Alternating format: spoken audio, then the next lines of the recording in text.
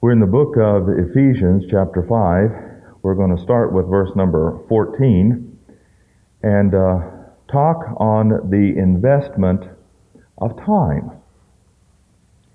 It's always apropos to speak on things such as time at the end of the year, especially when facing a new year. And usually that's what we do at this time of year. First of all, we reflect back. There are reflections on everything that God has done for us. We could think of the reflection of salvation, but that's already passed. We pretty much here at the church are all saved that come here, and we know that. We know that we're headed for heaven. But we reflect back on some of the doctrinal breakthroughs that we have had regarding things like the edification complex and the techniques of the Christian way of life and the dynamics, the filling of the Spirit. We've studied quite a bit on the start of the church and what that means as well, the floors and stages of the edification complex. And we've gone over all of the faculties of the soul. All of those things are breakthroughs, I promise you, that are rarely studied in other places. I know in coming up in the Christian ranks myself, rarely did I understand those things. It's very important.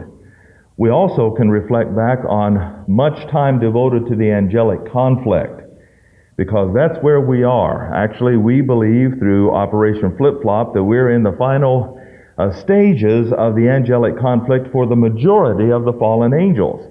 At the end of the tribulation, all of them but Lucifer are assigned to the lake of fire, and that's where they will be forever. All except Lucifer. He's loosed at the end of the 1,000 years. But for the rest of the fallen angels, the conflict is over for them. That's why right now we're beginning to see the intensification of the angelic conflict. It is the bid of fallen angels to capture this planet for Lucifer and for his man Antichrist. So we can reflect back on some good times. We can reflect back historically as well. My goodness, the past few years have just been absolutely phenomenal, with the falling of the Berlin Wall to the crumbling of the Soviet Union. It's absolutely gone. To the unification of Western Europe coming up and all the meetings they've had for that. It has been just an awesome time historically. But this time of year, usually we make resolutions. Now, you're going to do better, I know. You're going to have your devotions 365 days this year without missing a year. You're going to be faithful to church and Bible study every time the doors are open, if at all possible, and so forth. You're going to do better. You're going to start on that long-awaited diet that you started on the year before, and the year before that, and the year before that. It's not the willpower that you need, it's won't power. Anyway, usually at this time of year you have reflections and resolutions, but what is needed the most actually is an investment in time. And that's what we're going to talk about. The fact that each and every day, regardless of what else goes on in the world round about us, we have an opportunity to invest in the most precious commodity that we have this side of our salvation and glory, and that is time. If you do not use your time wisely, organize your time, then you're going to miss the boat when it comes to rewards in eternity. That's why in verse number 14, it says, "Wherefore he saith, Awake, thou that sleepest." Now this is a quotation of Isaiah 6, 1 and 2. "Awake, thou that sleepest." Sleep here is a euphemism for laziness in the Christian life. Arise from the dead. Again, he's speaking figuratively. People that are saved and yet unaware of their obligations and responsibilities to the Lord are as those who are asleep and dead. The works they produce are dead works. The time they put in, it's as though they were just simply sawing logs as far as God is concerned. Now, whenever I went home this past time, I saw my son, Brian, and he is tall and he has filled out. He is good looking. He's a good student. and so forth. But when he went to Grandma's house, he got awfully lazy. And I mean to tell you, he just couldn't seem to wake up throughout the morning. Go in at 9 o'clock, and he still wanted to sleep a little more, 10 o'clock, and so forth, and you're shaking him. And no, at school I don't get to sleep in. I want to sleep in at Grandma's house. So anyway, we let him sleep. But as far as productivity was concerned, he had none. He had several books that he wanted to read, several things that he wanted to do, and he accomplished very little. Why? Because a little slumber, a little folding of the hands to sleep results in wasted time. You have to invest it. You have to put in the time. You have to do what's necessary to accomplish your goals. So, it says, "Awake thou that sleepest, and arise from the dead, and Christ shall give thee light."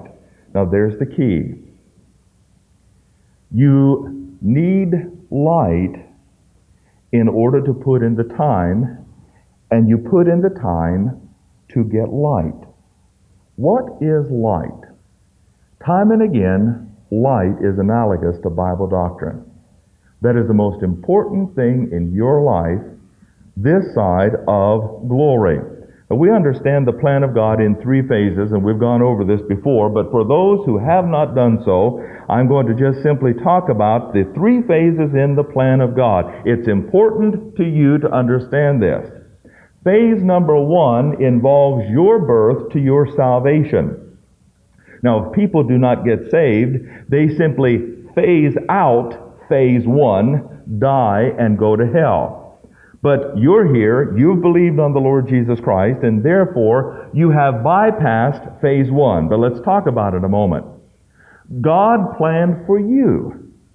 The fact that you are physically alive, the fact that you have a soul and a body, the fact that you're here, the fact that you've believed on the Lord Jesus Christ implies that in eternity past, billions of years ago, God thought about you. He brought you into existence, and by His grace, as we have studied, He has provided everything necessary for your physical life, your soulish life, and your spiritual life forever.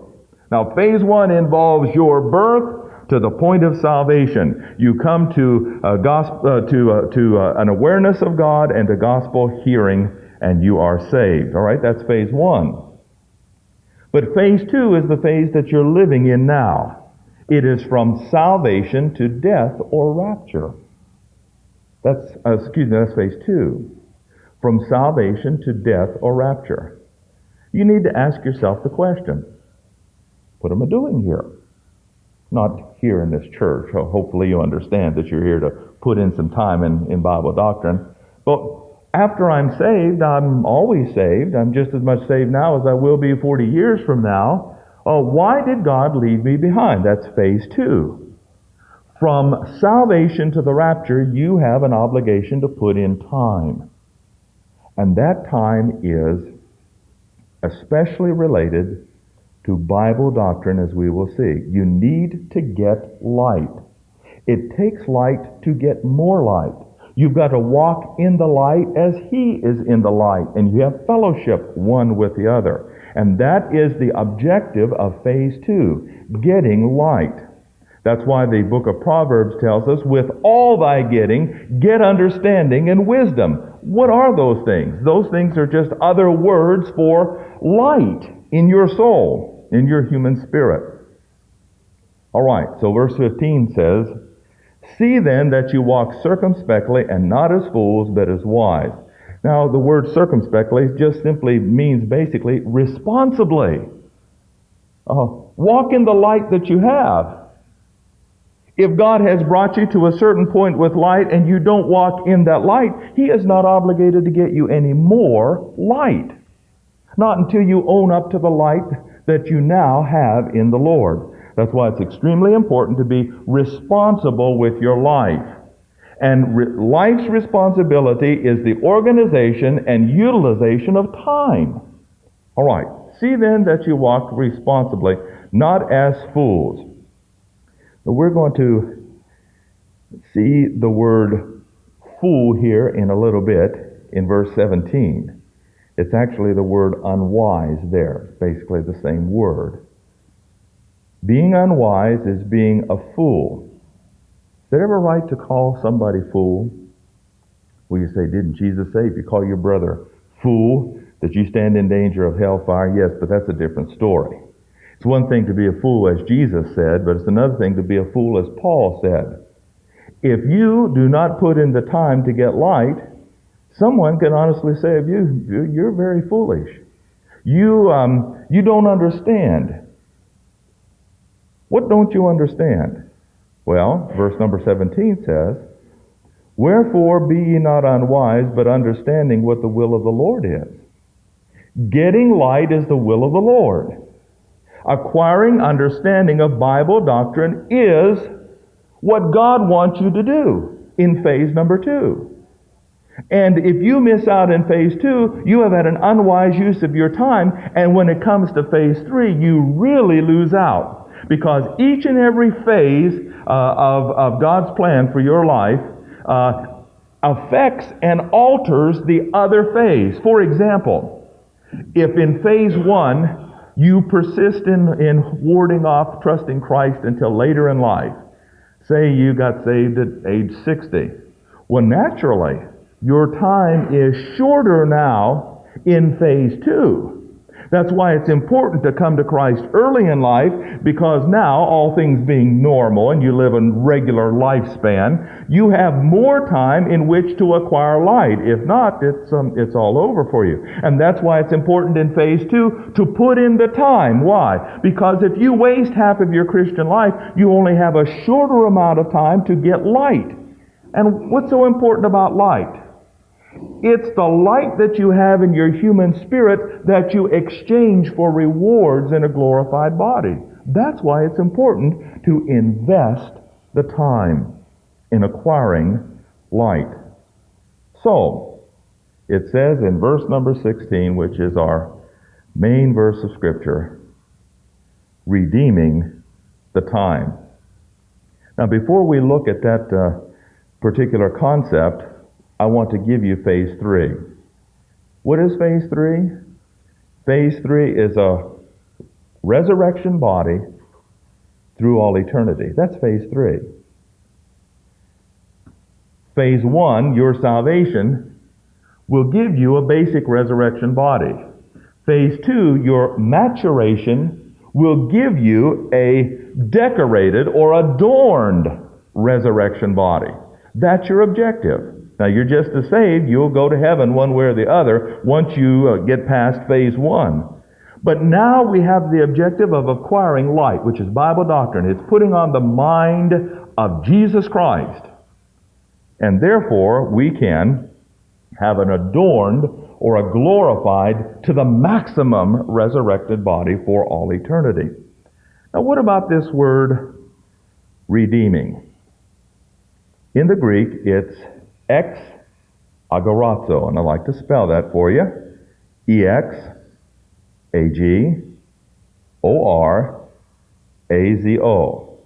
Now, I take the time to do that simply because these two words are important. The word ek means out from the middle, out from among, and so forth. So we're talking about taking something out from among other things. Or it can be like things or unlike things, but it's taking something out from among.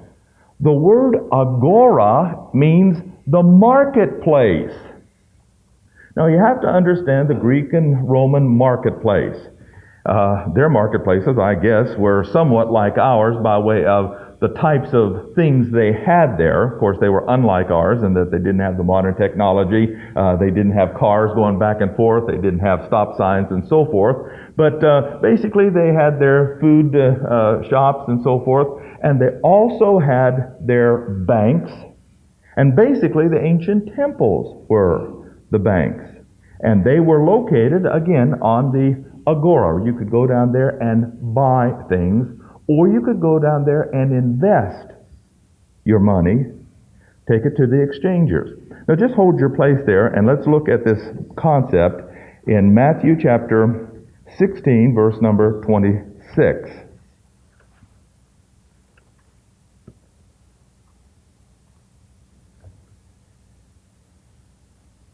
The concept is this: Ex agorazo means to redeem, or it means to invest, or it means to exchange one thing for another.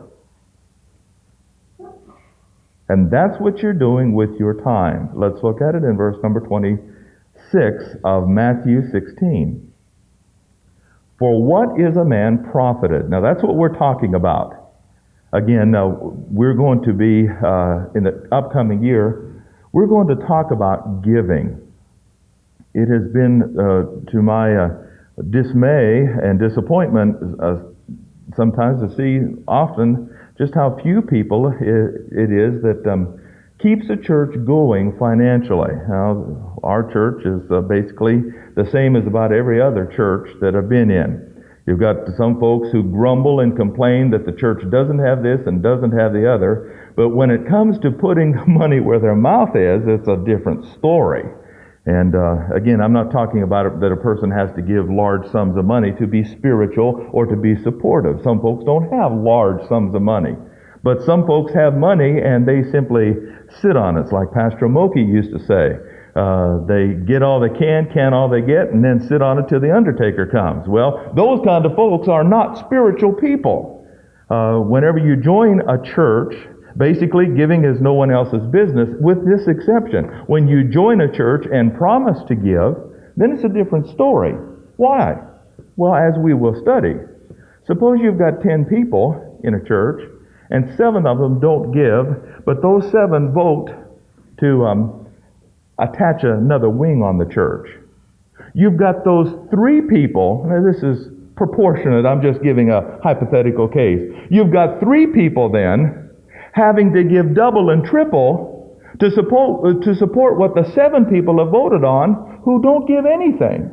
Naturally, our principle, when the outgo exceeds the income, the upkeep becomes the downfall. And that's when churches fail. And believe you me, I've seen churches, not been associated with them, but I've seen churches fail, especially when I traveled down south. The church would be there one day with 100 people. They have a building program, wouldn't be there the next year because people did not give. They weren't responsible. We're talking about profit.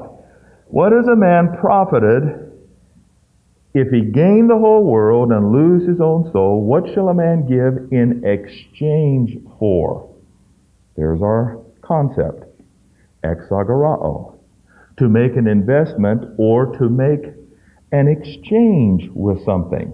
You put your money in and you get interest out, or you put money in and you get something more out than what you put in. All right, the Lord also talked about this in Matthew chapter 25.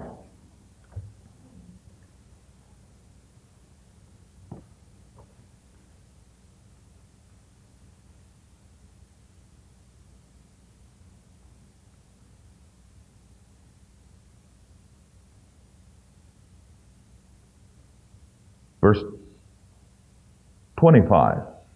I was afraid, said the servant to the master. I went and I hid your talent. Now, you'll understand right here that this guy's pretty swift, even though he was not swift with what he did. He recognized whose money it was. It wasn't his money. It was the Lord's money. It's thy talent. You gave me money in order to make money. You gave me time in order to exchange it for something more valuable, you see. But here's what he did with his exchange. I was afraid and hid thy talent in the earth. There thou hast that is thine. In other words, it is unproductive. It's not accomplishing any good. His Lord answered and called him a wicked and slothful servant. You knew that I reap where I sowed not and gather where I have not strawed. Thou oughtest therefore to have put my money to the exchangers, and then at my coming I should have received mine own with interest. Now let's go back to Ephesians chapter 5 again. That's what it means to redeem the time. To exchange one thing for another. You put in the time to acquire light. Now what does light do? It builds as interest for you. You have a little bit of light, and all of a sudden you get more light. Precept upon precept, line upon line, here a little, there a little. And pretty soon you have equity. Something has accrued. It's gotten bigger and more valuable. And pretty soon it snowballs. And that's what it's talking about here. Putting in the time. It is an investment. Frankly, this means that you put in the time every day. Now, there are some folks who simply mark time. There are some folks who simply pass the time. That's why the entertainment industry is so big today.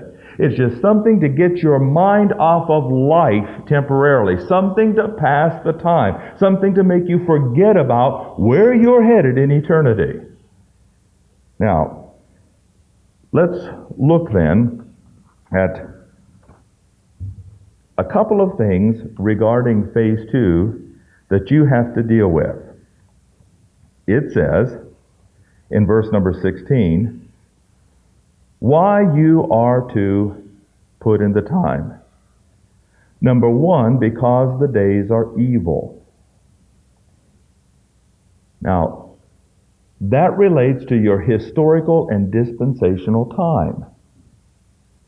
In every dispensation that we've had an end of that dispensation. Therefore, you have to be wise in relationship to where you are historically.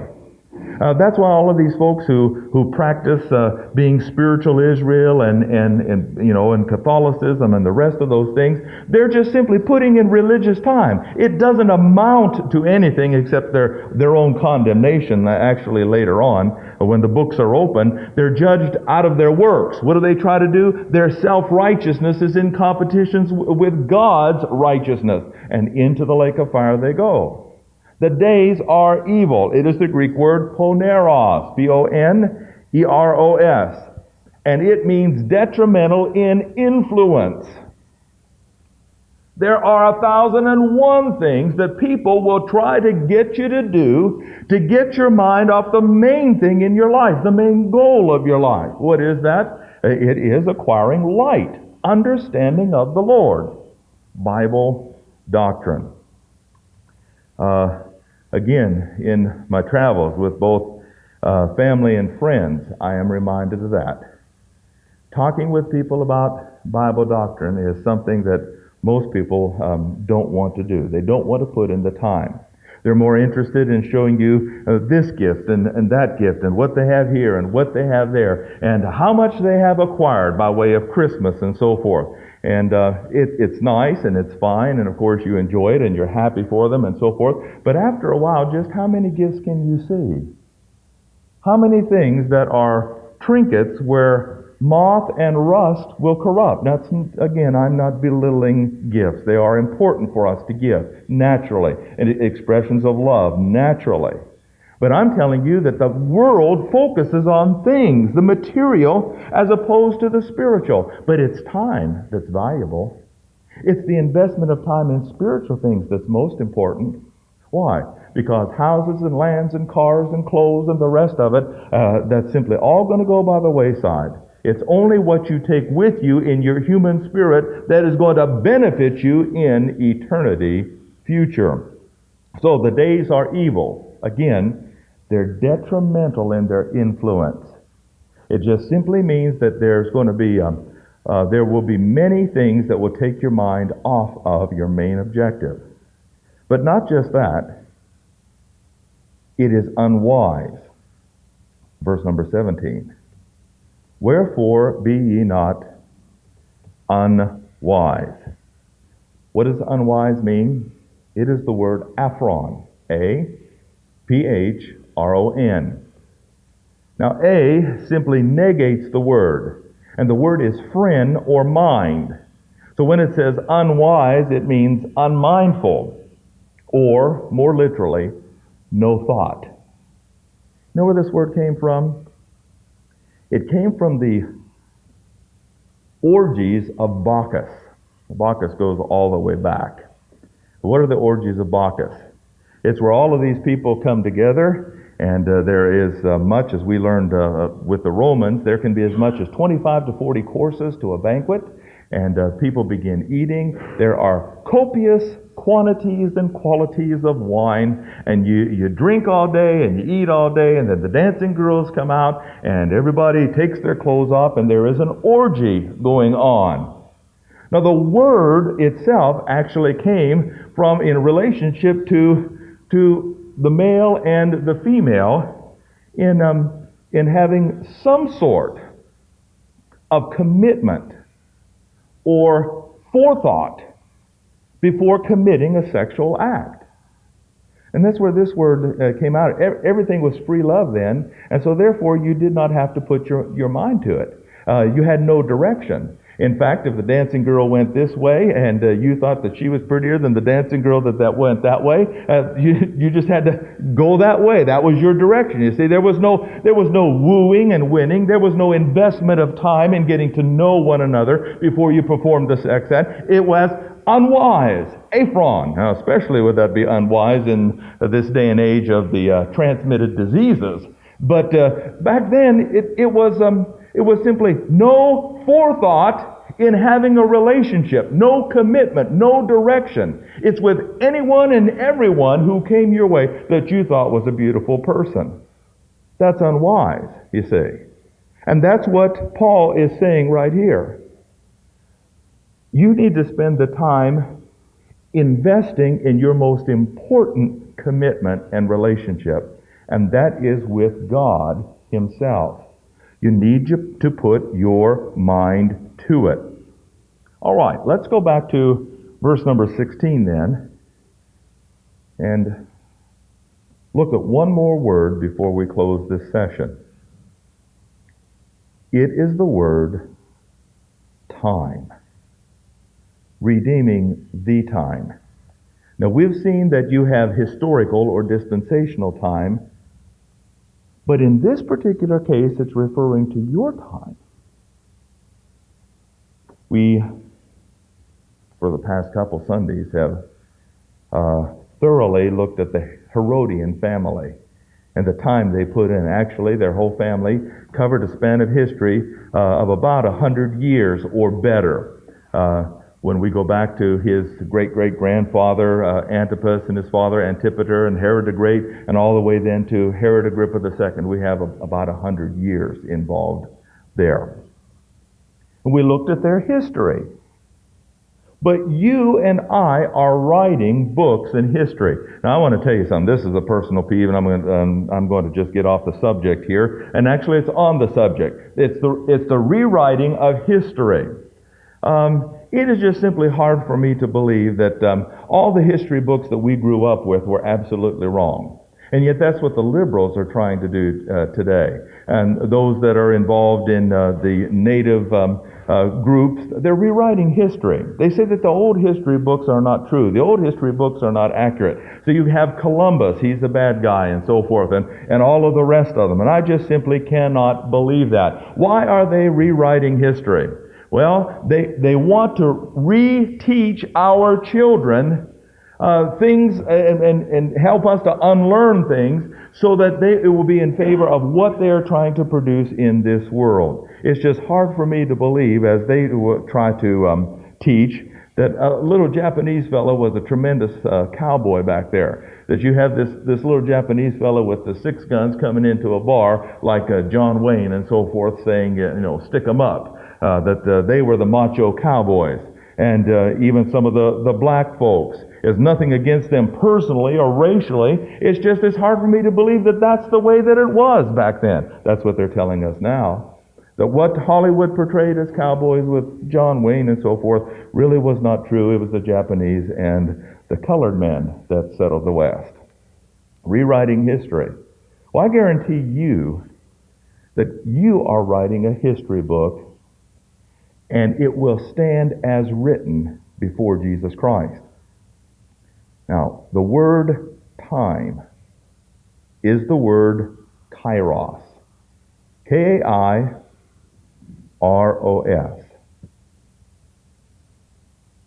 What does it mean? The set time of opportunity or occasion. A time set aside for you. time is receding. That's why we sing Old Lang Syne and cry every time a year goes by. Why? Because of receding of time. A year has gone by. It's one less year you have to live. And that's what it means here. God has a set time for you historically. You're either going to make your mark spiritually during that time, or you're going to be a failure. You're either going to win in the angelic conflict, or the demons are going to defeat you, and you're going to stand saved but stripped of everything that you could have had you invested the time. Time must be used efficiently, time must be used productively, and there is a way to do that, and we're going to see that way then in the after service. So what have we covered thus far as we wrap up? If you're out of fellowship, if you're doctrinally ignorant, what does Paul say to you? Awake, you're either asleep or dead or both. That's the way you're acting. Why? Because those that are asleep and those that are dead cannot get light, and they cannot walk in the light. Wake up. Walk responsibly, not as fools or unwise. Have direction. Don't just go towards the most beautiful thing that comes your way, and then another thing, most beautiful thing. Have direction in your life. Be responsible. Be committed to one thing. Invest the time for a quality relationship. But you have to put in the time. Why? Because the days are evil. They're detrimental to you if you allow these days to influence you and control you without godly direction. Why? Because it's unwise. You're just as non-compos mentis as those in the orgies of Bacchus. And again, why is it important? Verse number 17. It's the will of the Lord for you to do what? To redeem or exchange or invest the time.